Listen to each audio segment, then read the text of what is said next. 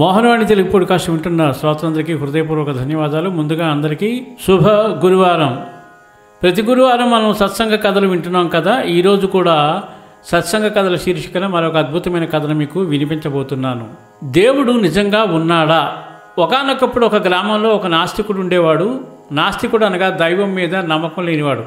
ఒకరోజు అతడు తన నాస్తికత్వము నిరూపించదలచి చుట్టుప్రక్కల గ్రామాల్లో ఉన్న అందరినీ సమావేశపరిచాడు. అప్పుడు అందరూ సమావేశమై ఉండగా అతను దైవమే లేడు అని చాలాసేపు తన ప్రసంగ వాదన చేసి చివరగా, ఒకవేళ దైవమే ఉండేది నిజమైతే నేను 10 అంకెలు లెక్కించేలోపు ఈ స్టేజి మీద నుండి క్రిందకు దిగాలి అని అంకెలు లెక్కించడం మొదలు పెడతాడు. అతనికి వత్తాసుగా అక్కడ ఉన్న నాస్తికులంతా కూడా 1, 2, 3 అంటూ లెక్క పెట్టడం మొదలుపెట్టారు. 9 అంకెలు పూర్తయిన తర్వాత అటుగా వెళుతున్న ఒక సన్యాసి అకస్మాత్తుగా ఆ స్టేజ్ మీదకు వెళ్ళి నాస్తికుని క్రిందకు నెట్టేశాడు. అప్పుడు ఆ నాస్తికుడు, ఎవరయ్యా నువ్వు? అకస్మాత్తుగా ఎందుకు క్రిందకు పడదోశావు అన్నాడు.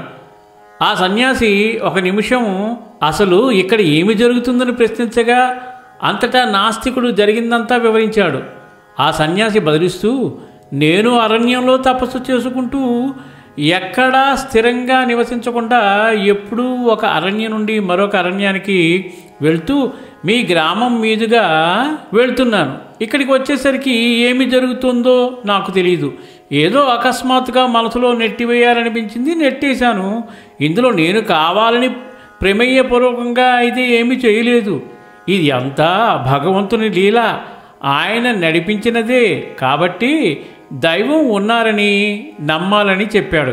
అంతటా నాస్తికుడు తన తప్పు తెలుసుకుని తాను చెడిందే కాక అందరినీ తప్పుదారి పట్టించాలని తన తప్పుని మన్నించమని ఆ భగవంతుని వేడుకున్నాడు. కాబట్టి భగవంతుడు అనేది ఇక్కడ ఏంటంటే నమ్మకము, విశ్వాసము. నమ్మకం, విశ్వాసం అంటే భగవంతుడు ఖచ్చితంగా కనిపిస్తాడు. కాబట్టి అందరం కూడా ఆ ప్రగాఢమైన విశ్వాసంతో ఆ భగవంతుని ధ్యానిస్తూ స్మరిస్తూ భగవంతుని ఆశీస్సులు పొందుదాము.